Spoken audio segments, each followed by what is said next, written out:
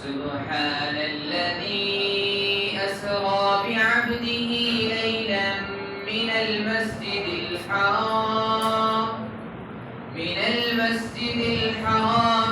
المسجد الأقصى الذي باركنا حوله لنريه من آياتنا إنه هو السميع البصير وآتينا موسى الكتاب وجعلناه هدى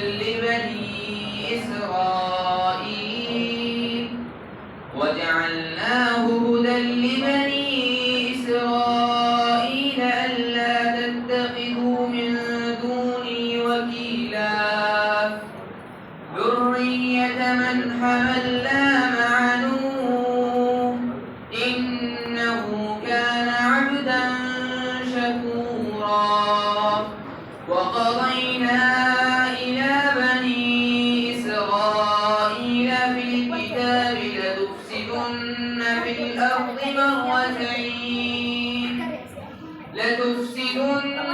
الأرض مرتين ولتعلن علوا كبيرا صدق الله العظيم. السلام علیکم ورحمۃ اللہ وبرکاتہ. وعلیکم السلام ورحمۃ اللہ. ایک مرتبہ شریف کا اندر پیش کرتا السلام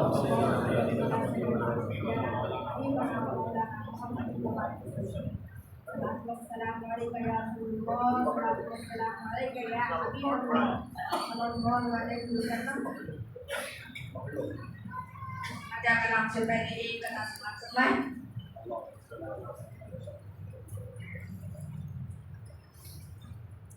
میرے مصطفیٰ کا ہمسر نہ ہوا نہ ہے نہ ہوگا. میرے مصطفیٰ کا ہمسر نہ ہوا نہ ہے نہ ہوگا. میرے آقا جیسا رہبر نہ ہوا نہ ہے نہ ہوگا. میرے آقا جیسا رہبر نہ ہوا نہ ہے نہ ہوگا. سمجھ سدرا سے بھی آگے کون گیا جبریل ابھی سے پوچھو. سدرا سے بھی آگے کون گیا جبریل ابھی سے پوچھو. معراج کا دولہا کون بنا جبریل ابھی سے پوچھو.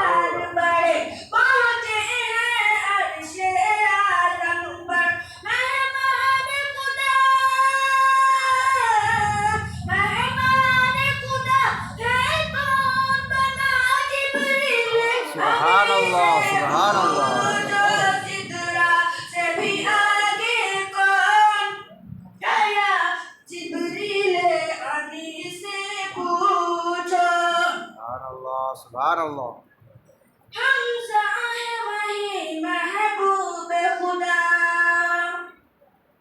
حمزہ ہے وہی محبوب خدا یاسین حلق بملا قرآن مقدس نے ان کو قرآن مقدس نے ان کو رفعنا لک ذکرک اگا خالق نے جو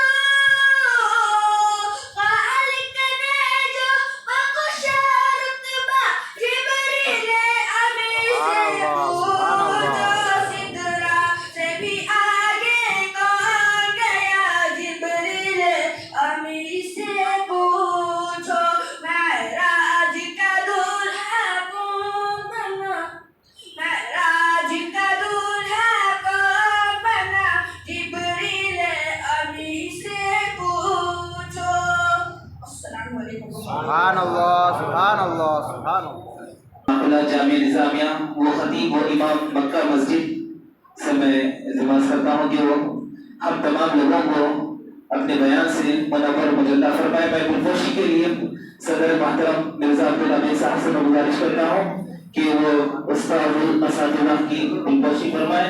بعض سامنے کرام ہم تمام لوگوں کی خوش نصیبی ہے کہ آج مکہ مسجد کے امام صاحب کے پیچھے ہم کو آج مقدس رات شب معراج کے موقع پر حضرت کی امامت میں ہم تمام لوگوں کو عشاء کی نماز پڑھنے کا موقع ملا ہے. خوش نصیبی ہے ہماری.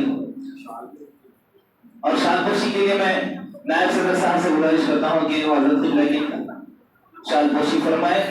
میں رسول صاحب سے بھی مبارکباد دیتا ہوں کہ استاد محترم بھی آپ کے بچے کی جو ہے تعریف فرمائیں کہ بہت اچھا کلام یاد کر رہے ہیں. اللہ تعالیٰ سے دعا ہے کہ اللہ تعالیٰ اس بچے کی زبان پر اور مٹھاس عطا فرمائے اور ایسے ہی آگے بڑھتے رہیں.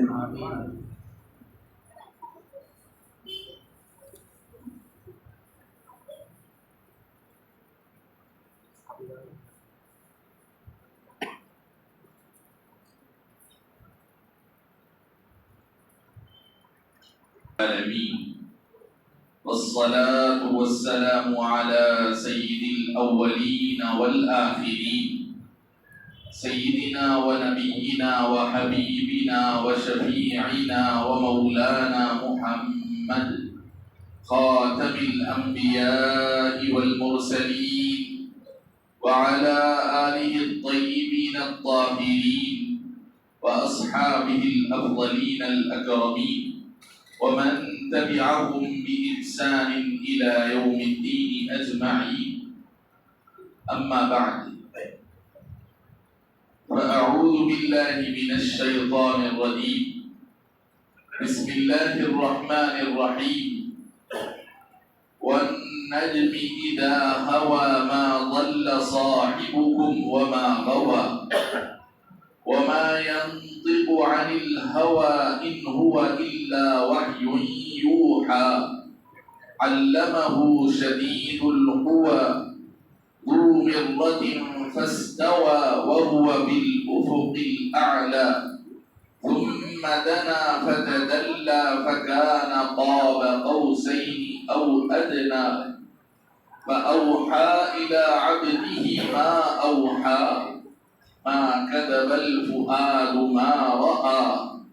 صدق الله العظيم وصدق رسوله النبي الأمين الكريم ونحن على ذلك لمن الشاهدين والشاكرين والحمد لله رب العالمين.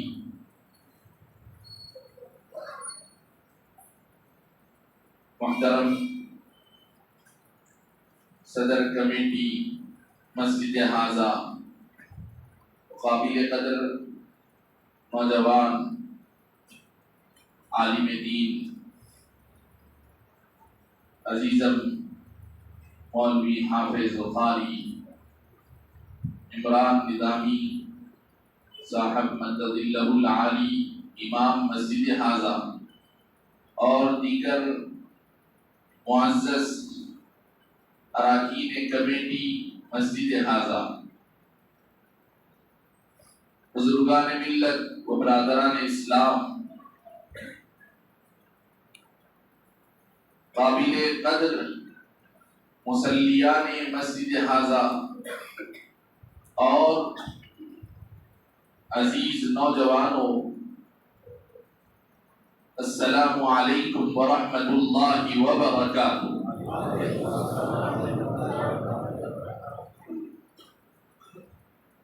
بزرگوں اور دوستو،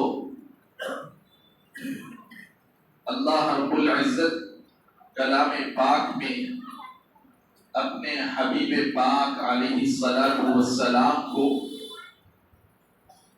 جو انعامات، نوازشات، اکرامات سے سرفراز فرمایا، اس کا اللہ تعالی نے مختصراً ایک آیت میں ایسا اشارہ دیا کہ حضور پاک علیہ السلام کی سیرت طیبہ، آپ کی حیات طیبہ کا ہر اگلا لمحہ، آپ کے ہر پچھلے لمحے سے آپ کے لیے اللہ کی عنایات، اللہ کی نوازشات میں مزید اضافے کو ظاہر فرماتا ہے۔ اللہ رب العزت ارشاد فرماتا ہے وَلَلْآخِرَةُ خَيْرٌ لَكَ مِنَ الْأُولَى وَلَسَوْفَ يُعْطِيكَ رَبُّكَ فَتَرْضَى۔ سورہ ضحیٰ پارہ نمبر 30 میں یہ آیات شریفہ ہیں۔ تفسیر اور تفسیر تو بہت لمبی ہے، لیکن جس کے ترجمے سے آپ سمجھ جائیں گے کہ اللہ رب العزت کیسا انعام اپنے حبیب پاک علیہ السلام کے لیے فرمایا، اور کیسی عنایت ربانی اللہ کے حبیب پر ہمیشہ اللہ رب العزت کے الطاف ہمیشہ آپ پر چھائے رہی۔ ارشاد فرماتا ہے اے حبیب وَلَلْآخِرَةُ خَيْرٌ لَكَ مِنَ الْأُولَى۔ اولا کہتے ہیں پہلے اور پچھلے لمحے کو، پچھلی چیز کو، اور آخرت کہتے ہیں بعد میں آنے والی کو۔ جیسے کہ آپ جانتے ہیں یہ دنیا ہے، دنیا کو دنیا اس لیے کہتے ہیں کہ ہماری زندگی سے قریب ہے یہ۔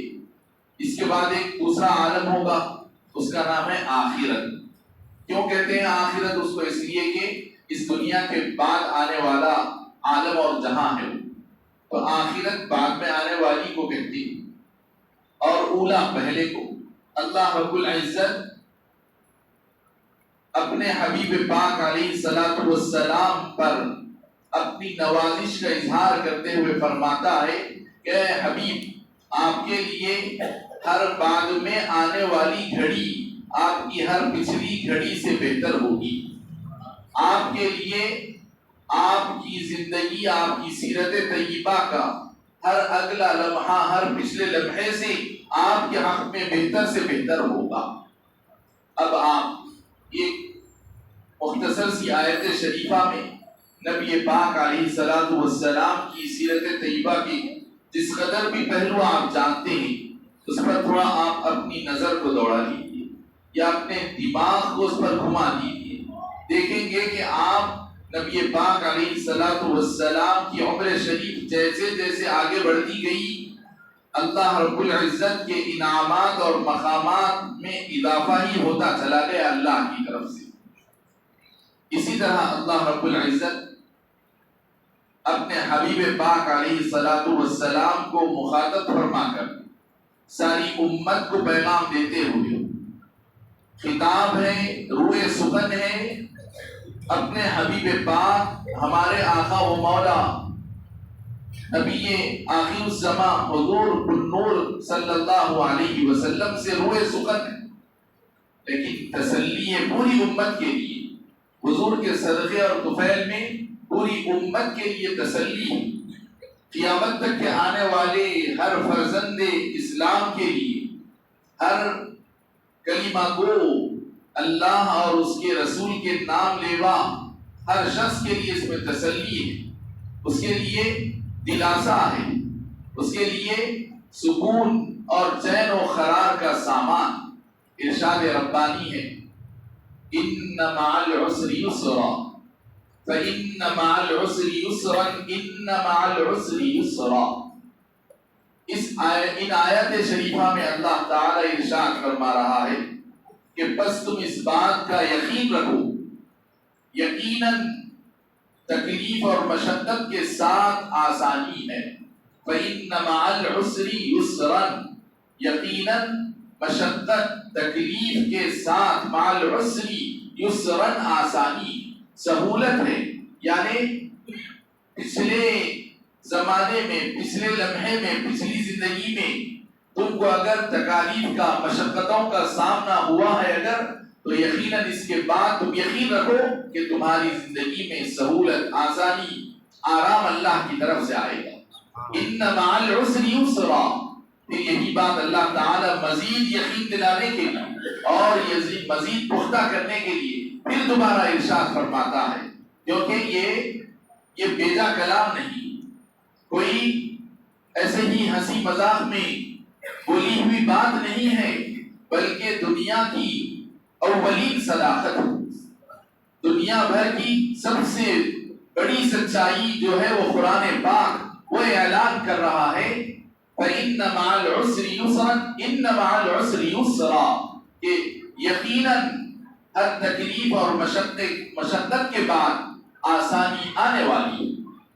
تو یہ حضور کے لیے اللہ کی طرف سے خطاب بھی ہے اور ساری امت کے لیے اس میں تسلی کا سامان بھی ہے، اور ان کے لیے نوید مسرت بھی ہے۔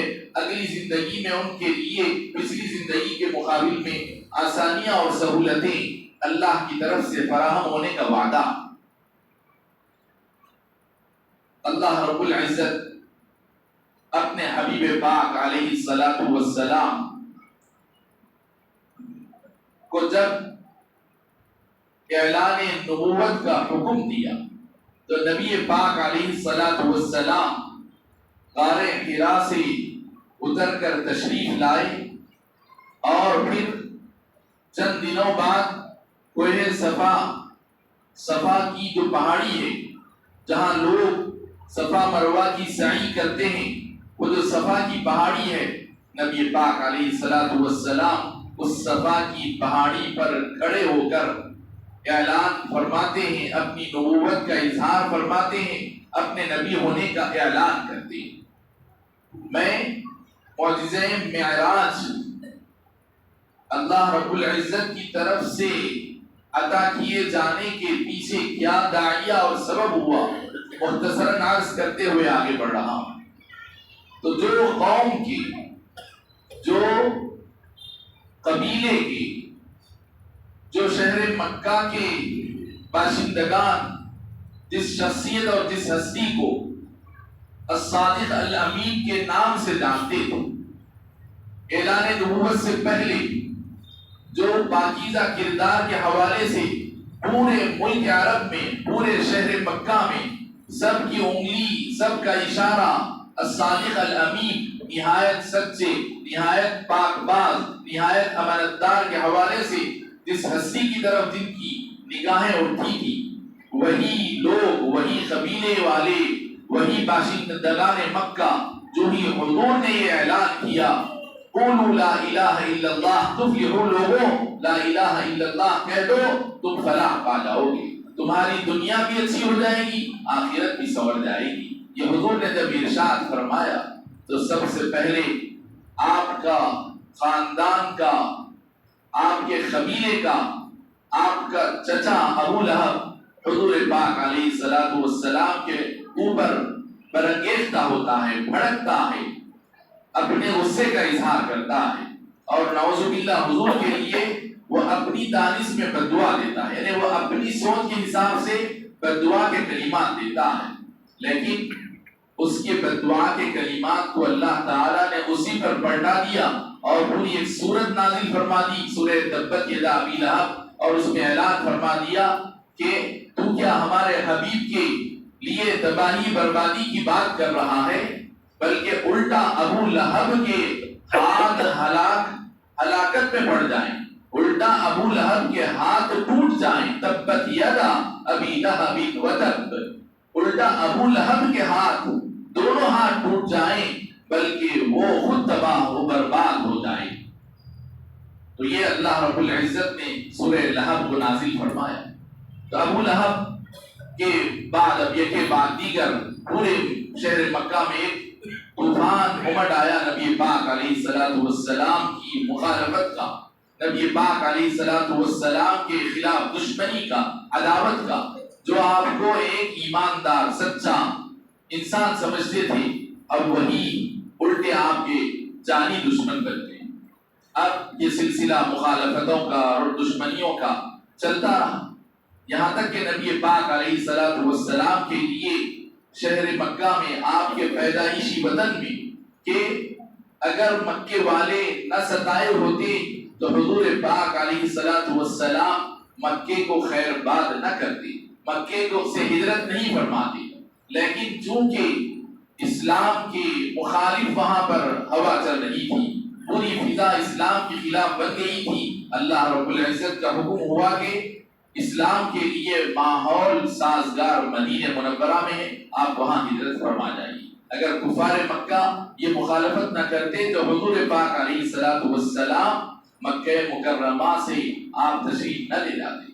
تو نبی پاک علیہ الصلوۃ والسلام پھر آپ کو، آپ کے پورے خاندان اور کنبے کو ایک مکے کی ایک وادی جس کا نام ہے شعب ابی طالب، پہاڑیوں کے درمیان گھرا ہوا ایک تنگ حصہ، آپ کے پورے خاندان اور قبیلے کو کا بائیکاٹ کیا، پورے خاندان اور قبیلے کا بائیکاٹ کیا گیا، اور عرب کے لوگوں کے سامنے لکھ کر یہ اعلان لگا دیا گیا کہ بنو ہاشم کا جو قبیلہ ہے، حضور پاک علیہ الصلوۃ والسلام کے پردادا حضرت ہاشم کے نام سے ان کی جتنی نسل تھی، اس پوری نسل والے قبیلے کا بائیکاٹ کرنے کا اعلان کیا گیا کہ ان لوگوں سے کسی قسم کے تعلقات بحال نہ رکھے جائیں، ان سے کوئی چیز کی خرید و فروخت نہ کی جائے، ان کو کھانے پینے کی کوئی چیز فراہم نہ کی جائے، اور ان کو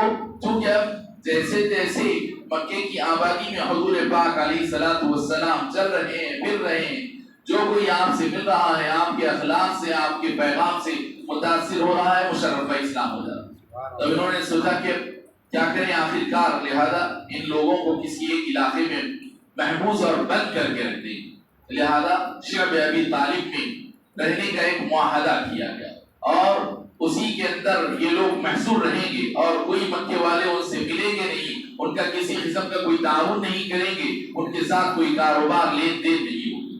چنانچہ اس طرح 3 سال اسی گھاٹی میں گزرے، یہاں تک کہ وہ لوگ جو ایک معاہدے کا پیپر بنائے تھے، وہ خانہ کعبہ کے اندر انہوں نے اس پیپر کو رکھا، ایک ایگریمنٹ پیپر انہوں نے بنایا تھا، اور نبی پاک علیہ الصلوۃ والسلام تو یہاں اس وادی میں محصور ہیں، 3 سال سے بیت اللہ شریف تک تشریف لے جا بھی نہ سکے، لیکن نبی پاک علیہ الصلوۃ والسلام، اللہ تعالیٰ نے آپ کو، اللہ تعالیٰ جو عالم الغیب ہے، اللہ تعالیٰ غیب کا جاننے والا ہے، اللہ تعالیٰ کو غیب کا علم کسی نے دیا نہیں، اللہ تعالیٰ ذاتی طور پر اپنے سے جانتا ہے، اللہ تعالیٰ واجب الوجود ہے، اللہ تعالیٰ نیسیسری بینگ ہے، اللہ تعالیٰ خود سے موجود ہے، اس کو کسی نے وجود نہیں بخشا، اللہ خود اپنے آپ سے موجود ہے، اور موجود رہنا ضروری ہے، اس کے بغیر یہ کائنات ہو نہیں سکتی۔ تو اللہ تعالیٰ جو واجب الوجود یعنی نیسیسری بینگ، جو واجب الوجود ہے، اس کا علم اس کا اپنا ذاتی ہے، اللہ تعالیٰ اپنے نبیوں کو اپنے پاس سے اللہ تعالیٰ علم دیتا ہے، غیب کا علم دیتا ہے، بہت ساری ایسی باتیں جس کا ہم کو پتہ بھی نہیں ہوتا، اللہ تعالیٰ نبیوں کو غیب کا علم عطا فرماتا ہے۔ تو اللہ تعالیٰ حبیب پاک علیہ الصلوۃ والسلام کو اس بات کی اطلاع بخشی کہ وہ جو پیپر ہے اس کو دیمک کھا گئی، ابھی ان کو کانوں کان خبر بھی نہیں ہے، پتہ بھی نہیں، نبی پاک علیہ الصلوۃ والسلام کی یہ اطلاع ان کے درمیان ایک بجلی کی طرح گونج پڑی، बिजली जैसे गिरती है। वो हैरान शिजदर रह गए, बोले कि ऐसा कैसा हो सकता।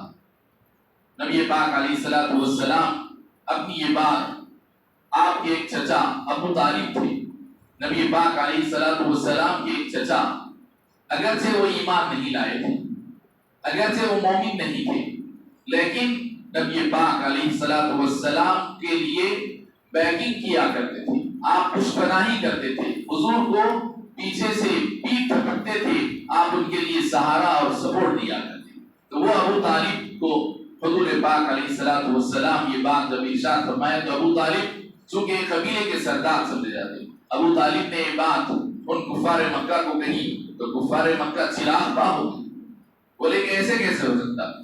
अबू तालिब ने कहा कि मेरा भतीजा झूठा कभी नहीं हो सकता, उसकी कोई बात गलत नहीं हो सकती। तो उन्होंने जाकर देखा तो वाकई उसको दीमक खा गई। तो उसके बाद उन्होंने आखिरकार उस मुआहदे को कैंसिल किया। वो जो एग्रीमेंट उन्होंने किया था कि बनु हाशिम शैबे अबी तालिब में बंद रहेंगे, और उन्होंने उसको कैंसिल किया और खत्म किया। उनको नदामत हुई, मायूसी हुई। फिर नबी पाक अलैहिस्सलातु वस्सलाम की शान से उनको आगाही हुई तो उन्होंने उस मुआहदे को खत्म किया। फिर नबी पाक अलैहिस्सलातु वस्सलाम के खानदान को मक्के में बहाल किया। तो इस तरह अल्लाह रब्बुल इज्जत, फिर इसके बाद ताइफ का सफर हुआ। नबी पाक अलैहिस्सलातु वस्सलाम ताइफ तशरीफ ले गए।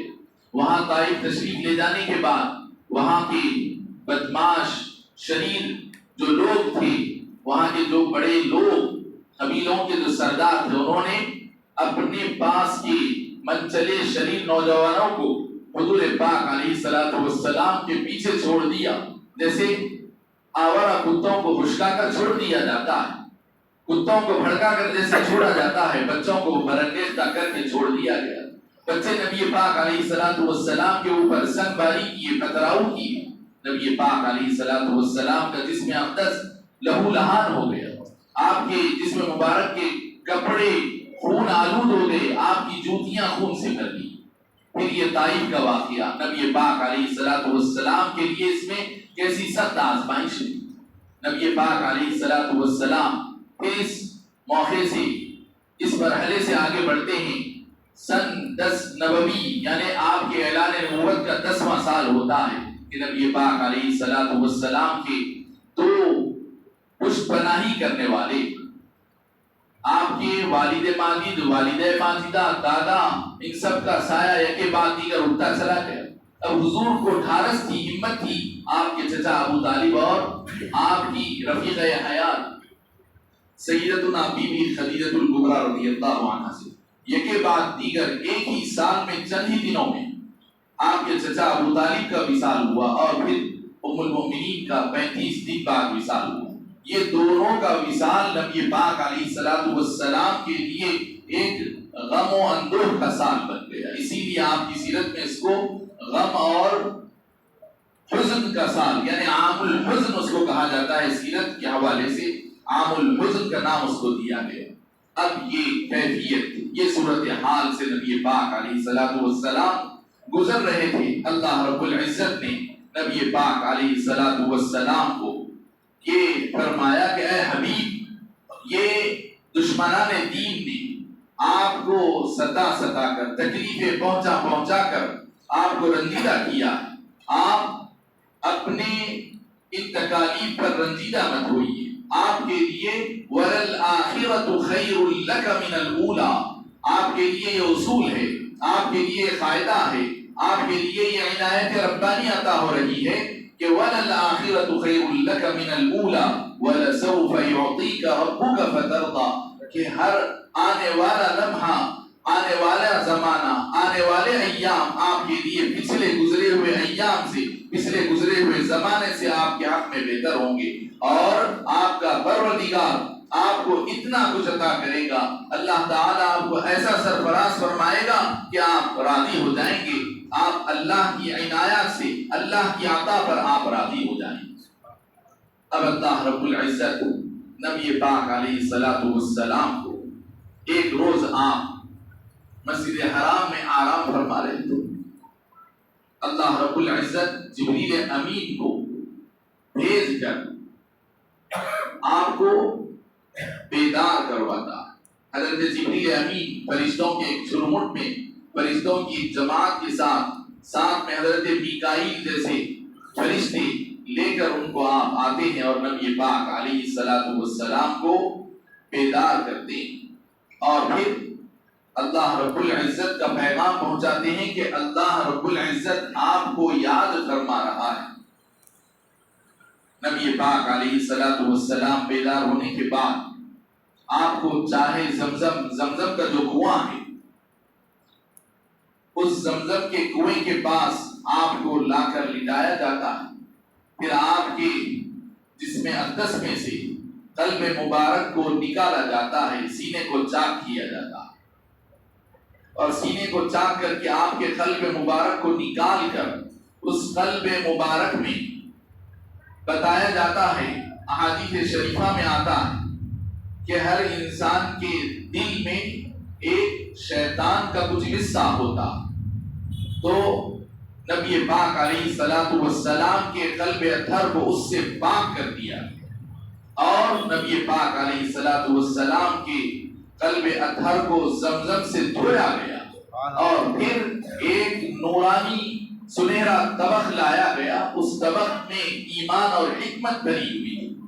احادیث شریفہ میں آتا ہے کہ ایمان اور حکمت سے بھرا ہوا وہ طبق تھا، اور اس طبق کو آپ کے قلب اطہر میں اڈیل دیا گیا، آپ کے قلب اطہر کو ایمان اور حکمت سے بھرپور کر دیا گیا، پھر آپ کے قلب اطہر کو اس کے مقام پر آپ کے سینے اطہر میں رکھ کر دوبارہ برابر کر دیا گیا۔ پھر نبی پاک علیہ السلام کے لیے ایک نورانی سواری، جنت کا ایک جانور جس کو براق کہتے ہیں، وہ لایا گیا۔ نبی پاک علیہ السلام براق پر تشریف فرما ہو جاتے ہیں، اور بعض روایات میں آتا ہے کہ جبریل امین بھی اسی براق پر بیٹھ کر پیچھے، جیسے کوئی ایک سامنے سواری چلانے والا اور کوئی پیچھے لفٹ لیتا ہے، اس طرح حضرت جبریل امین بھی پیچھے بیٹھ گئے، ایک بعض روایت میں سے بھی آیا۔ حضرت جبریل امین نبی پاک علیہ السلام کے ہم سفر ہم رکاب ہو کر نبی پاک علیہ السلام کے ساتھ بیت المقدس کے لیے روانہ ہو۔ راستے میں مسجد حرام سے مسجد اقصی فلسطین، بیچ میں مدینہ کا شہر پڑتا۔ موجودہ دنیا کا نقشہ بھی اگر آپ دیکھیں گے یا اس کا روٹ دیکھیں گے تو مکے سے اگر کسی کو بیت المقدس جانا ہو تو مدینے کا روٹ بیچ میں آتا ہے، مدینہ منورہ کا شہر بیچ میں لگتا ہے۔ تو نبی پاک علیہ السلام کو حضرت جبریل امین ایک زمین، نئی زمین، کیونکہ ابھی مدینہ منورہ آباد نہیں ہوا تھا، مدینہ منورہ میں مسلمان جا کر بسے نہیں تھے، جا کر بسنے والے تھے آگے چل کر۔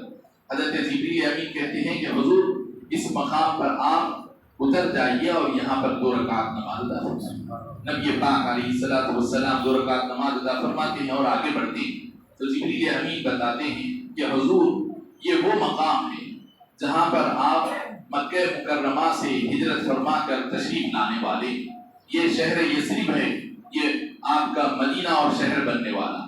پھر آگے بڑھتے ہیں تو پھر ایک ایسے ہی ایک سرزمین پر حضرت جبریل امین کہتے ہیں کہ یہاں 2 رکعت نماز ادا فرمائیں۔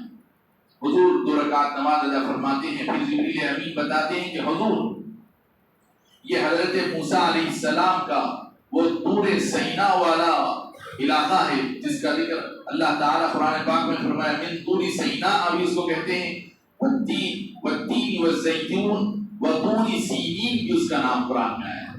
تو طور سینا بھی اس کو کہا ہے قرآن نے، طور سینین بھی کہا ہے۔ تو یہ حضرت موسیٰ علیہ السلام کو اللہ تعالیٰ نے جس پہاڑ پر، جس علاقے میں اپنی ہم کلامی کا شرف بخشا، وہ بستی، وہ علاقے میں گزرتے ہوئے نبی پاک علیہ السلام 2 رکعت نماز ادا کرتے ہیں۔ پھر وہاں سے آگے بڑھتے ہیں تو حضرت موسیٰ علیہ السلام کے خسر، جن کا نام نامی حضرت شعیب علیہ السلام، وہ بھی اللہ کے نبی، ان کا شہر ہے مدین کے علاقے سے گزر ہونے لگا تو حضرت جبریل نے پھر وہاں اشارہ کیا کہ نماز ادا کرنے کے لیے، تو حضور وہاں نماز ادا فرمائے۔ پھر وہاں سے آگے بڑھ کر حضرت عیسیٰ علیہ السلام کے پیدائشی شہر بیت اللہ جس کو کہتے ہیں، وہاں پر نبی پاک علیہ السلام 2 رکعت نماز ادا فرما کر آگے بڑھتے ہیں، اور اس کے بعد ابھی بیت المقدس کے راستے میں چل رہے ہیں تو پھر آگے بڑھنے کے بعد ایک بوڑھی جیسی خاتون راستے میں بیٹھی دکھائی دی۔ وہ نبی پاک علیہ السلام کو آواز دے رہی ہے، مخاطب کر رہی ہے، اپنی طرف پلٹنے کے لیے کچھ متوجہ کر رہی ہے، جیسے اگر کوئی جا رہا ہے راستے میں تو کوئی بھکاری، کوئی مانگنے والا جیسے ہم کو اپنی طرف پلٹاتا ہے، متوجہ کر، اس طرح ایک بوڑھی عورت اپنی طرف متوجہ کر رہی تھی۔ حضرت جبریل امین نے کہا کہ حضور آگے بڑھیے، توجہ مت فرمائیے، چھوڑ دیجیے اس کو، اس کے حال پر آپ آگے بڑھیے۔ پھر اس کے بعد ایک بوڑھا شخص نظر آیا، وہ بھی اپنی جانب متوجہ کر رہا تھا۔ حضرت جبریل نے کہا کہ حضور آپ آگے تشریف لے جائیں۔ آگے جانے کے بعد، آگے باہر نکلنے کے بعد حضرت جبریل کہتے ہیں کہ حضور وہ بڑھیا جو تھی دراصل دنیا تھی جو آپ کو اپنی طرف متوجہ کر رہی تھی۔ گویا اس کے اندر اشارہ ہے کہ دنیا انسانوں کو اپنی طرف للچائے گی، اپنی طرف مائل کرے گی، لیکن امت محمدیہ کے افراد کا کام یہ ہوگا کہ وہ دنیا پر نظر کیے بغیر، دنیا کے آلائش سے اپنے آپ کو پاک رکھتے ہوئے منزل آخرت کے لیے آگے رواں دواں ہو جائیں۔ دنیا کی رنگینیوں میں اپنے آپ کو الجھائے نہیں، بلکہ آخرت کو اپنی منزل مقصود سمجھتے ہوئے آگے بڑھتے چلے جائیں۔ جیسے کہ کوئی مسافر بہت امیڈیٹلی اپنے کام میں جا رہا ہے، بہت اس کو ایک بہت ہی ایمرجنسی میں کسی کام کے لیے ایک مقام پر پہنچنا ہے، تو اب راستے میں بہت کچھ تماشے ہوتے رہیں گے، تو وہ آدمی دیکھیے آپ اپنے آپ کو اس منزل مقصود تک پہنچانے کے لیے ادھر ادھر توجہ کیے بغیر تیزی سے آگے نکل جاتا ہے۔ تو لہذا ایک بندہ مومن کا کام یہ ہے کہ اپنی منزل مقصود آخرت کی طرف رواں دواں رہے۔ پھر نبی پاک علیہ السلام سے جبریل امین نے کہا کہ حضور وہ راستے میں جو شخص تھا جو آپ کو اپنی طرف متوجہ کر رہا تھا وہ شیطان تھا۔ پھر نبی پاک علیہ السلام مسجد اقصی بیت المقدس پہنچتے ہیں تو وہاں پر جبریل امین نبی پاک علیہ السلام کو تحیۃ المسجد کے پڑھنے کے لیے حضرت جبریل امین حضور سے کہتے ہیں، حضور اور حضرت جبریل امین دونوں تحیۃ المسجد ادا فرما۔ پھر نبی پاک علیہ السلام کی ملاقات انبیاء کی ارواح سے ہوتی ہے۔ حضرت ابراہیم بھی ہیں، حضرت موسیٰ بھی ہیں، حضرت عیسیٰ بھی ہیں، اور پھر یکایک دیکھے تک پوری مسجد اقصی بے شمار افراد سے بھر جاتی ہے۔ اور افراد کیا ہے؟ کوئی عام آدمی نہیں تھے، وہ عام لوگ ہماری طرح کے عام انسان نہیں تھے، بلکہ وہ بے شمار افراد اللہ کے انبیاء کرام جو سابقہ زمانے میں ہوئے، وہ سارے انبیاء کرام سے وہ مسجد اقصی کا علاقہ بھر جاتا۔ پھر نبی پاک علیہ السلام وہاں موجود ہوتے ہیں، اذان ہوتی ہے، پھر اقامت ہوتی ہے، اور سب ایک دوسرے کو دیکھتے رہتے ہیں اور تکتے رہتے ہیں کہ آخر امامت کون کرنے والا۔ حضرت جبریل امین نبی پاک علیہ السلام کا دست اقدس پکڑ کر آگے بڑھاتے ہیں، حضور امامت فرمائیے۔ نبی پاک علیہ السلام ان سارے انبیاء کرام کی امامت فرماتے ہیں۔ سبحان اللہ، سبحان اللہ۔ پھر مسجد اقصی میں امامت ہونے کے بعد حضور کی ضیافت کے لیے وہاں پر ایک پیالہ دودھ کا پیش کیا جاتا ہے اور ایک پیالہ شراب کا پیش کیا جاتا ہے۔ نبی پاک علیہ السلام دودھ کو اختیار فرماتے ہیں، کیونکہ یہ وہ زمانہ تھا ابھی شراب کے حرام ہونے کے احکام آئے نہیں۔ جب آپ بولیں گے بھائی ساری امت کو تو بولیں کہ شراب نہیں پینا، پھر معراج کے واقعے میں شراب کا ذکر آنا، کسی کے ذہن میں سوال آ سکتا ہے کہ پوری امت کو بول رہے ہیں کہ شراب حرام ہے، شراب حرام ہے، شراب۔ پھر معراج کے واقعے میں، تو معراج کا واقعہ دیکھیے آپ اچھی طرح ذہن میں رکھیے، مکے سے ہوا، ابھی حضور مدینہ نہیں آئے تھے، اور آپ یہ سنے ہوں گے کہ شراب جب حرام ہوئی تو مدینے میں ہوئی، اس لیے کہ آپ نے یہ سنا ہوگا کہ جب شراب کی حرمت کے احکام آئے تو مدینے کی گلیوں میں شراب بہنے لگی۔ صحابہ کرام نے قرآن کے حکم کی تعمیل میں شراب سے، حالانکہ ان کو بہت محبت تھی، وہ شراب کے دلدادہ تھے، لیکن اللہ کے حکم کے آگے، اللہ کے نبی کی ہدایت کے آگے انہوں نے اپنے گھروں میں جو کچھ قیمتی سے قیمتی شراب تھی سب انہوں نے روک ڈالی۔ اور مدینے کی گلیاں شراب سے بہنے لگی، تو معلوم یہ ہوا کہ ابھی شراب کے حرام ہونے کا حکم ابھی نہیں آیا تھا، اس وقت کی بات۔ تو نبی پاک علیہ الصلوۃ والسلام کو شراب تو پیش کی گئی، لیکن اللہ کے نبی ہیں۔ ارے حضرت صدیق اکبر، حالانکہ وہ کوئی نبی نہیں ہے، اسلام ابھی نہیں آیا تھا، اسلام آنے سے پہلے سے ان کی طبیعت میں ایسی نفاست، ایسی پاکیزگی، ایسی ستھرائی ایک انسان ہوتا ہے، اس کی طبیعت خود اس کو جواب دیتی ہے، اندر سے طبیعت اس کو برائی سے روکتی ہے۔ خیر اسلام، اللہ کا حکم، قرآن، یہ سب اپنی جگہ، لیکن ایک انسان کی طبیعت اندر سے اس کو برائی سے روکتی رہتی ہے، ہر اچھائی کی طرف اس کو کھینچ کر لے جاتی ہے۔ تو حضرت صدیق اکبر باوجود یہ کہ ابھی اسلام نہیں آیا تھا، سارا معاشرہ، خود ان کا خاندان، ان کے والد بت پرستی کرتے تھے، صدیق اکبر کبھی بت پرستی نہیں کی۔ ایسے ہی سارا معاشرہ شراب پیتا تھا، لیکن صدیق اکبر کی طبیعت کبھی شراب کی طرف مائل نہیں۔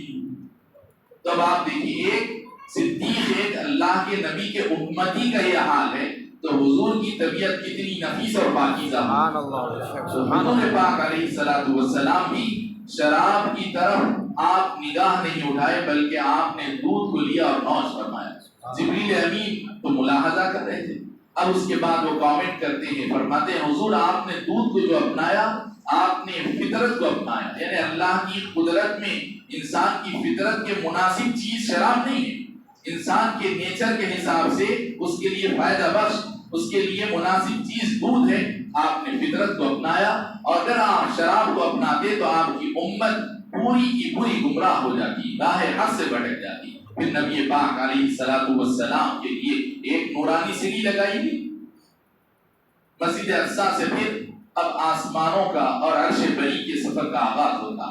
پھر جبریل امین حضور کو براق پر سوار فرما کر، پھر براق کے ساتھ، یعنی براق بھی ساتھ ہے، اور پھر نورانی سیڑھی کے ذریعے براق وہ سفر کرتے ہوئے بلندیوں کو طے کرتا ہوا جا رہا۔ پہلے آسمان پر پہنچتے ہی پہلے آسمان پر حضرت سیدنا آدم علیہ السلام سے ملاقات ہوتی ہے۔ حضرت آدم علیہ السلام کی دائیں جانب بھی لوگوں کی جماعتیں ہیں، بائیں جانب بھی لوگوں کی جماعتیں ہیں۔ حضرت آدم دائیں جانب کے لوگوں کو دیکھتے ہیں تو مسکراتے ہیں، ان کے چہرے پر خوشی کے آثار آتے ہیں۔ بائیں جانب کے لوگوں کو دیکھتے ہیں تو حضرت آدم کو افسردگی ہوتی ہے، چہرہ ان کا غمگین ہو جا رہا ہے، حضور دیکھ رہے ہیں۔ حضرت جبریل فرماتے ہیں کہ حضور یہ حضرت آدم ہیں، اور ان کے دائیں جانب جو لوگ ہیں جن کو دیکھ کر خوش ہو رہے ہیں، جنتی ہیں ان کی اولاد کی، اور بائیں جانب والے ان کی اولاد میں جو کافر اور نافرمان دوزخی ہیں وہ ہیں۔ پھر آگے بڑھتے ہیں دوسرے آسمان پر، حضرت عیسیٰ علیہ السلام اور حضرت یحییٰ علیہ السلام سے ملاقات ہوتی ہے۔ پھر تیسرے آسمان پر حضرت یوسف علیہ السلام سے ملاقات ہوتی ہے۔ پھر چوتھے آسمان پر حضرت سیدنا ادریس علیہ السلام سے ملاقات ہوتی ہے، سلام علیکم ہوتی ہے۔ پھر چوتھے پانچویں آسمان پر حضرت سیدنا ہارون علیہ السلام جو حضرت موسیٰ علیہ السلام کے بھائی ہیں ان سے ملاقات ہوتی ہے۔ پھر حضرت موسیٰ علیہ السلام سے چھٹے آسمان پر ملاقات ہوتی ہے۔ پھر ساتویں آسمان پر حضرت سیدنا ابراہیم علیہ السلام سے ملاقات ہوتی ہے۔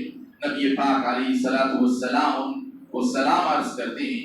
حضرت ابراہیم علیہ السلام کو نبی پاک علیہ الصلوۃ والسلام دیکھتے ہیں، ایک باریش، ایک نورانی چہرے والے، ایک بزرگ آدمی، ایک ضعیف العمر دکھ رہے ہیں، دیکھنے میں ایک بڑی عمر والے، اس لیے کہ نبی پاک علیہ الصلوۃ والسلام کے جد امجد ہوتے ہیں حضرت ابراہیم علیہ السلام، اس لیے بزرگ کی شکل میں آپ کو دکھایا گیا کہ آپ بیت اللہ شریف کی طرح بالکل زمین پر جیسے بیت اللہ ہے، بیت اللہ کے بالکل سیدھ میں اوپر، ساتوں آسمانوں کے اوپر، ایسے ہی ایک بیت اللہ وہاں پر بھی جو ملائکہ کے لیے بنایا گیا ہے، ملائکہ اس کا طواف کرتے ہیں، ہر روز اس بیت اللہ کا طواف کرنے کے لیے، ہر روز کے لیے 70,000 فرشتے اس میں آتے ہیں، اور پھر جو ایک مرتبہ وہاں آتے ہیں تو دوبارہ پھر کبھی نہیں آتے۔ تو مطلب یہ کہ ہر روز نئے 70,000 فرشتے وہاں آتے ہیں، اس کو بیت المعمور کہتے ہیں۔ اس بیت المعمور کو ٹیک لگائے ہوئے حضرت سیدنا ابراہیم علیہ السلام بیٹھے ہوئے، اور ان کے اطراف چھوٹے چھوٹے معصوم بچے بیٹھے ہوئے۔ نبی پاک علیہ الصلوۃ والسلام کو حضرت جبریل امین بتاتے ہیں کہ حضور یہ حضرت سیدنا ابراہیم آپ کے جد امجد ہیں اور ان کے اطراف جو چھوٹے چھوٹے معصوم بچے بیٹھے ہوئے ہیں یہ مسلمانوں کے وہ بچے ہیں جو کم عمری میں وفات پا مسلمانوں کے کم عمری میں وفات پا جانے والے بچے یہ کم عمری میں وفات پانے والے بچے روز قیامت ان کے ماں باپ کے لیے توشہ آخرت ان کے گناہوں کے کفارے کا ذریعہ بنی یعنی جو ماں باپ کی اولاد بالغ ہونے سے پہلے انتقال کر جاتی ہے وہ اولاد ان کے لیے آخرت میں بخشش کا سامان ہو. پھر نبی پاک علیہ الصلوۃ والسلام وہاں سے اور آگے بڑھتے سدرۃ المنتہا پہنچتے. سدرۃ المنتہا پہنچنے کے بعد نبی پاک علیہ الصلوۃ والسلام سے حضرت جبریل امین جنت اور دوزخ کی سیر کرواتے ہیں وہاں مشاہدہ کرواتے ہیں. نبی پاک علیہ الصلوۃ والسلام وہاں پر حضرت امام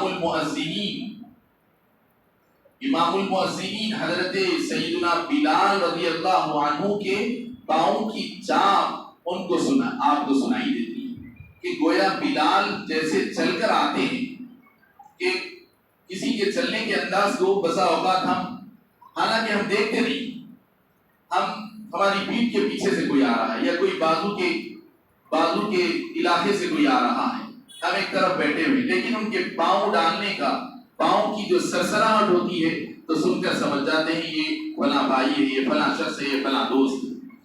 کیوں ہی نبی پاک علیہ الصلوۃ والسلام کو جنت میں حضور تو مہمان بن کے تشریف لے جاتے ہیں.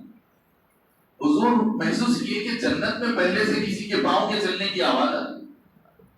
تب آپ یعنی مقصد کیا ہے آپ اندازہ لگائیے کہ حضرت بلال کی آواز وہاں سنا کر اللہ تعالیٰ پوری دنیا کے مؤذنوں کو مؤذن کے مقام سے اللہ تعالیٰ آگاہ فرمانا چاہتا کہ مؤذن ہوتے ہوئے حضرت بلال حضور فرمانا یہ چاہتے ہیں کہ میرے دین کی دعوت کے لیے میرے دین کا جو اہم حصہ نماز ہے اس کی دعوت اور اس کے بلاوے کا جو حی علی الصلاۃ اور حی علی الفلاح کہہ کر لوگوں کو بلاتا ہے اس کا یہ مقام ہے کہ میرے جنت میں پہنچنے سے پہلے وہاں پر میں اس کے پاؤں کی چاپ کو سنا.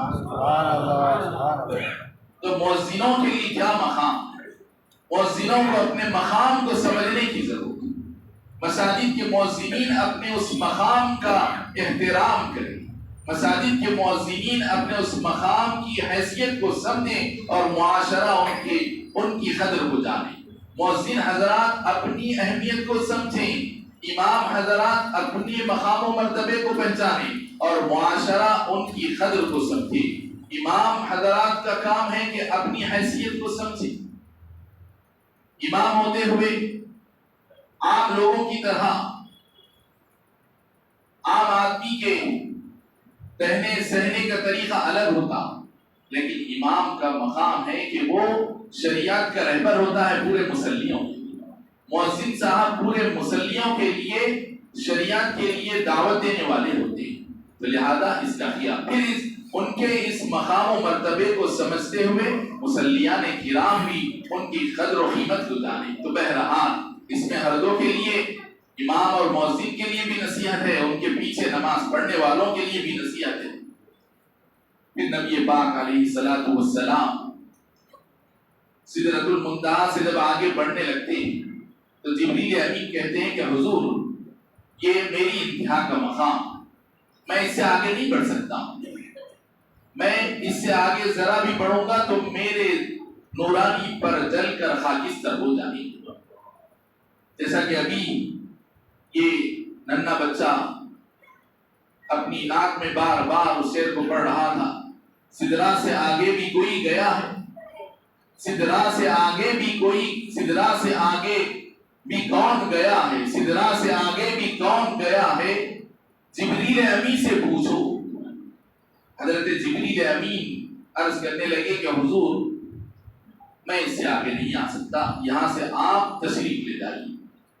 نبی پاک علیہ الصلوۃ والسلام کے لیے ایک نورانی تخت لایا گیا. نبی پاک علیہ الصلوۃ والسلام پھر اس نورانی تخت پر سوار ہو کر وہاں سے اور آگے بڑھتے ہیں عرش بری پر. اللہ رب العزت کے حکم سے آپ عرش بری پر تشریف لے جاتے ہیں. عرش بری پر اللہ رب العزت آپ کو اپنے دیدار پر انوار سے سرفراز فرماتا اور بغیر واسطے کے اللہ تعالی وحی فرماتا. اللہ رب العزت کی وہاں خصوصی تجلی ہوتی ہے. نعوذ باللہ ہرگز یہ نہ سمجھیں آپ کہ جیسے کوئی بادشاہ کا تخت ہو تو بادشاہ اپنے تخت پہ بیٹھا رہتا ہے. نعوذ باللہ اللہ رب العزت کوئی تخت پر بیٹھا ہوا نہیں ہوتا. اللہ رب العزت ہر جگہ سے جگہ میں، جیسے ہم اس جگہ کے اندر آ گئے تو اللہ تعالیٰ کی، جیسے ہم کسی جگہ پر بیٹھتے ہیں تو اس جگہ پر ہمارا جسم آ جاتا. ہم مسجد میں آ گئے تو ہمارا جسم مسجد کے اندر آ گیا.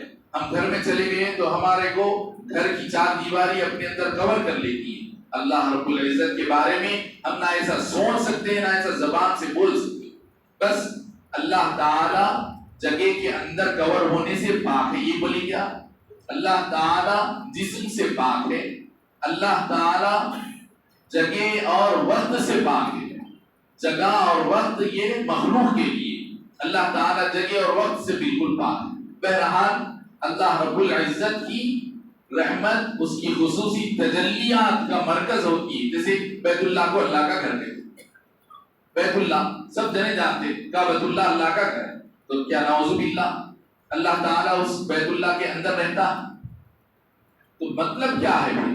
بیت اللہ کا مطلب اللہ تعالیٰ کی خصوصی عام رحمت تو اللہ کی سب کے ساتھ ہے.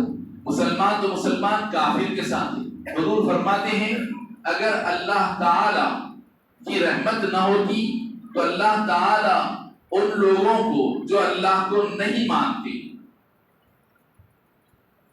اللہ کا انکار کرتے ہیں، جاوید اختر، ایسے لوگوں کو اللہ تعالیٰ کے پاس اگر دنیا کی مچھر برابر بھی حقیقت ہوتی، مچھر کے پر کے برابر اگر اس دنیا کی اہمیت اللہ کے پاس ہوتی، اللہ کے پاس اس پوری دنیا کی بھی اہمیت، اس کی قیمت مچھر کے پر کے برابر نہیں.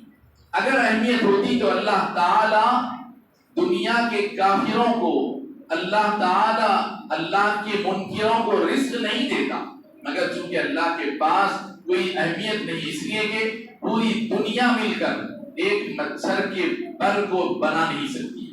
مچھر کے پر کے اندر جو دنیا دوسرا سب کچھ بنا سکتی ہے، اے آئی کے ذریعے کیا کچھ کر سکتی ہے، لیکن اے آئی آ جائے مگر پھر بھی معجزہ معراج ہمیشہ چیلنج بنا رہے گا. اسی لیے اللہ تعالیٰ نے پوری سائنس کے لیے، پوری سائنس کے اندر ابھی اور کیا آنے والا ہے خدا جانے آگے چل کر. ایک زمانے میں کمپیوٹر آیا، اس کے بعد گوگل آیا، اس کے بعد کیا کچھ چیزیں آتی چلی گئی، اب اے آئی آ گیا، اب آگے اور کیا آنے والا ہے، آنے دی کیا. لیکن اتنا سب آنے کے باوجود آپ بتائیے کیا کوئی مشن چندرائن کتنے سال مہینے اس کو لگ گئے؟ آپ جانتے ہیں کتنے سال اور مہینوں کے بعد وہ مشن پورا ہوا. لیکن یہاں بتا، اور پھر کہاں تک گئے؟ چاند تک جا کر آ. لیکن یہاں بتایا جا رہا ہے کہ مسجد حرام سے سدرۃ المنتہا سے پار، ساتوں آسمانوں پار، عرش بری تک، اور اللہ کو جہاں تک منظور ہوا وہاں تک کی سیر ہوئی، اور دنیا والوں کو محسوس بھی نہیں ہوا کہ کتنا وقت نکلا. تو اب آپ بتائیے کہ یہ چیلنج اے آئی بھی آ کر بھی کیا پورا کر سکے گا ابھی، اور قیامت آ جائے گی یہ لوگ ابھی پورا نہیں کر سکیں گے. تو بہرحال معجزہ معراج یہ سائنس کے لیے ایک معجزہ، سائنس کے لیے ایک ہمیشہ کا چیلنج بنا رہے گا. بہرحال نبی پاک علیہ الصلوۃ والسلام عرش بری پر اللہ رب العزت کی ہم کلامی سے اور اللہ کے دیدار سے مشرف ہو گئے. اور یہ دیدار کوئی خواب میں نہیں ہوا، اچھی طرح آپ سن لیں کہ بالکل بیداری کی حالت میں، اور اسی دنیاوی جسم کے ساتھ، روح کے ساتھ، جسم اور روح کے ساتھ نبی پاک علیہ الصلوۃ والسلام نے یہ اللہ رب العزت کا دیدار کا شرف پایا اور اللہ کی ہم کلامی کا آپ کو شرف ہوا. حالانکہ دنیا میں ہمیشہ حضور پر وحی جبریل امین لاتی، مطلب یہ کہ اللہ کا پیغام لے کر جبریل امین بیچ میں واسطہ بن کر حضور کے پاس لاتے. زمین پر جب لاتی، مکے میں جب وحی آتی، مدینے میں جب وحی آتی، لیکن اللہ تعالیٰ نے یہ موقع ایسا رکھا کہ حضور آپ کے لیے یہ ایک ایسا موقع ہوگا کہ میرے اور آپ کے درمیان اب یہ پیغام رسانی کے لیے بیچ میں جبریل کا واسطہ بھی نہیں، اور اس موقع پر اللہ تعالیٰ نے حضور کو جو وحی فرمائی، جن پیغامات کو اللہ نے حضور کو دیا، وہ تو بہت سارے کیا کیا ہے، وہ تو خدا ہی جانے اور اللہ کے رسول ہی جانے، دینے والا جانے اور لینے والا جانے، اس لیے کہ قرآن کچھ نہیں کہا ہے، قرآن صرف یہ بولا ہے فَأَوْحَى إِلَىٰ عَبْدِهِ مَا أَوْحَىٰ، کہ اللہ نے اپنے بندے کو جو وحی کرنا تھا کر ڈالی۔ اب کیا وحی کی؟ نہ قرآن بولا، نہ اس بارے میں حدیث نے پوری چیزوں کو بیان کیا، البتہ حدیث اس میں سے 3 باتوں کو بتاتی ہے، باقی چیزیں اللہ اور اس کے رسول کے درمیان راز۔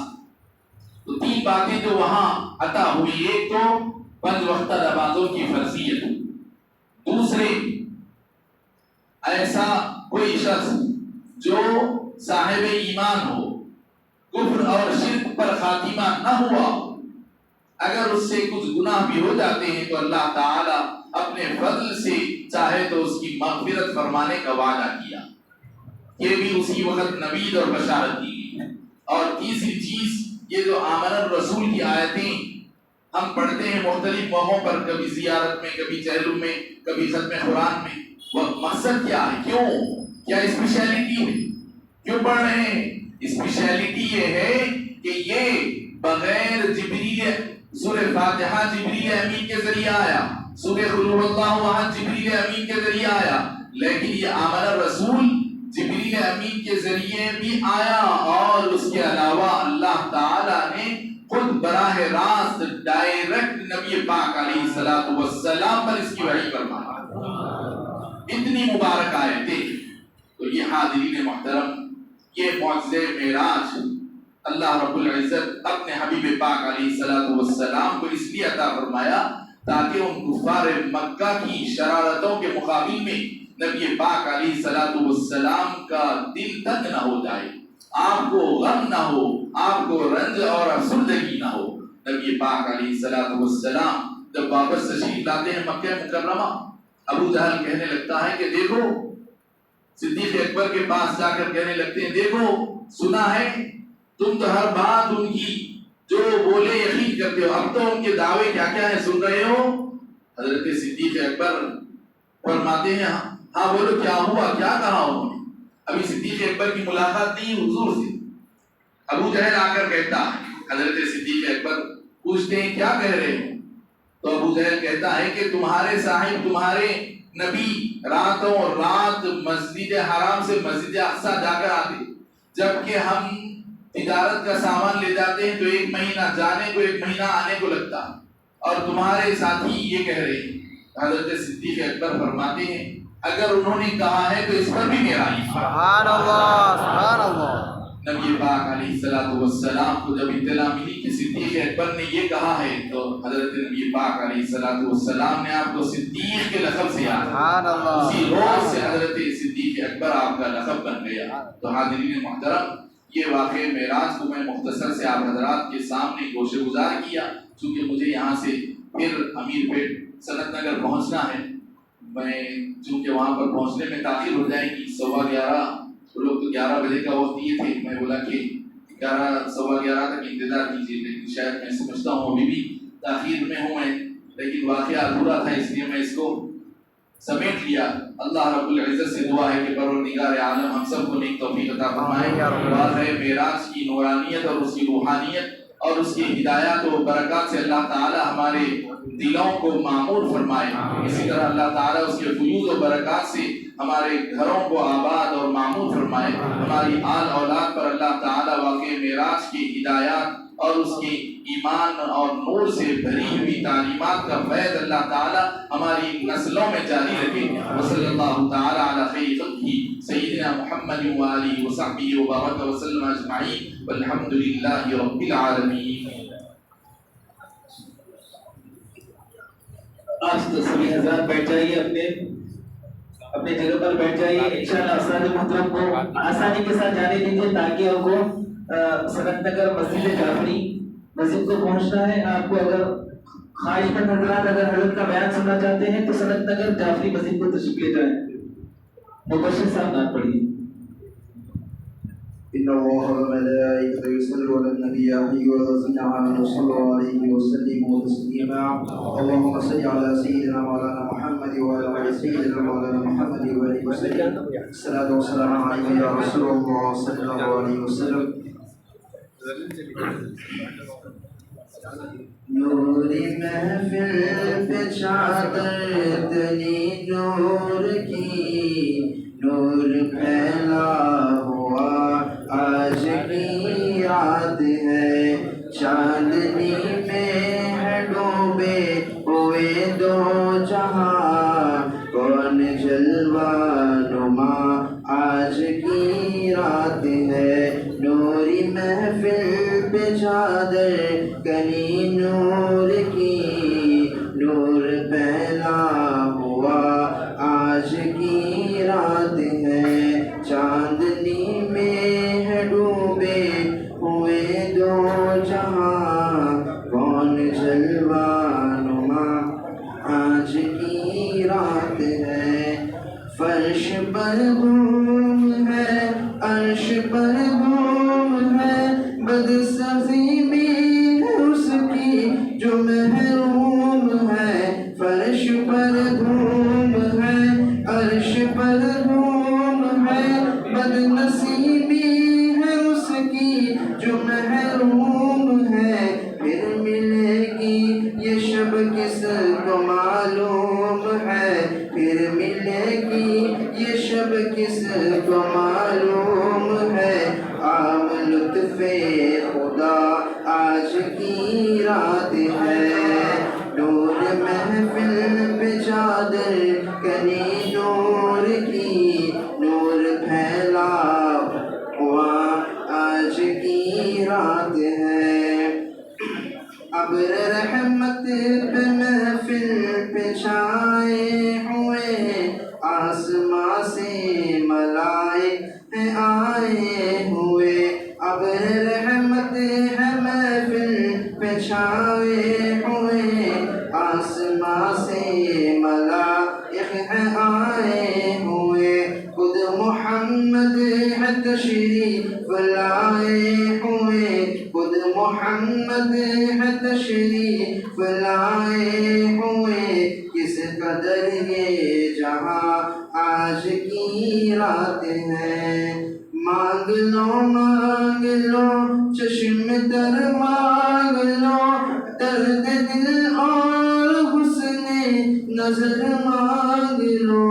مانگ لو چشم تر مانگ لو درد دل اور حسن نظر مانگ لو. غم کے مارو کملی والی کی نگری میں گھر مانگ لو. کملی والے کی نگری میں گھر مانگ لو. مانگنے کا مزہ آج کی رات ہے. مانگ لو چشم تر مانگ لو درد دل اور حسن نظر مانگ لو. کملی والے کی نگری میں گھر مانگ لو. مانگنے کا مزہ آج کی رات ہے. مومنو آج گنجے سخا لوٹ لو اے مریضو شفا لوٹ لو.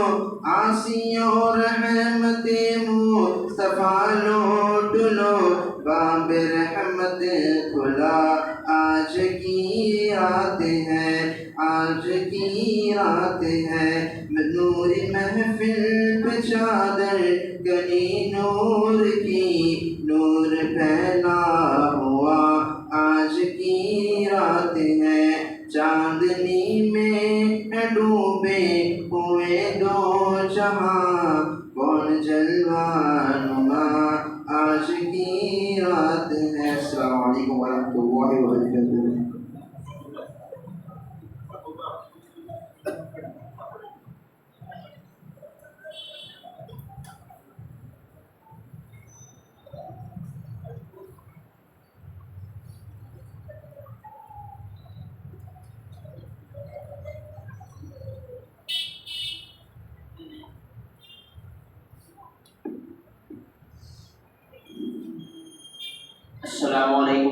الله وبركاته.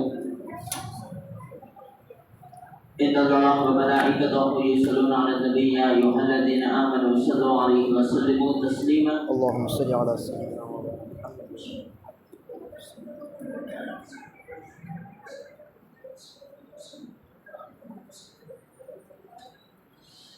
اے خدا التجا ہے یہ میری، ان کے جلووں میں یوں موت آئے، جان قدموں میں نکلے نبی کے، جان قدموں میں نکلے نبی کے، اور مجھ کو وہی دفنایا جائے، جان قدموں میں نکلے نبی کے، اور مجھ کو وہی دفنایا جائے، آرزو ہے میری یا محمد، موت آئے تو اس طرح آئے، آرزو ہے میری یا محمد، موت آئے تو اس طرح آئے، دھوم سے نکلے میرا جنازہ، دھوم سے نکلے میرا جنازہ، میری میت مدینے کو جائے، دھوم سے نکلے میرا جنازہ، میری میت مدینے کو جائے، یا نبی مشکل ہوا ہے جینا، عظمت مصطفیٰ کیا بیان ہو، شان میرے نبی کی نہ پوچھو، عظمت مصطفیٰ کیا بیان ہو، شان میرے نبی کی نہ پوچھو، بہرے تعظیم سارا زمانہ، ان کی چوکٹ پہ سر کو جھکائے، بہرے تعظیم سارا زمانہ، ان کی چوکٹ پہ سر کو جھکائے، یا نبی تجھ سے ملتا ہے سب کچھ، موت پر بھی نگاہ کرم ہو، خاک طیبہ ہو ہم کو میسر، خاک طیبہ ہو ہم کو میسر، قبر بھی نور سے جگمگائے، خاک طیبہ ہو ہم کو میسر، قبر بھی نور سے جگمگائے، لے کے باہوں میں پیارے نبی کو، کہہ رہی تھی یہ دائی حلیمہ، لے کے باہوں میں پیارے نبی کو، کہہ رہی تھی یہ دائی حلیمہ، اللہ اللہ یہ چہرہ نبی کا، اللہ اللہ یہ چہرہ نبی کا،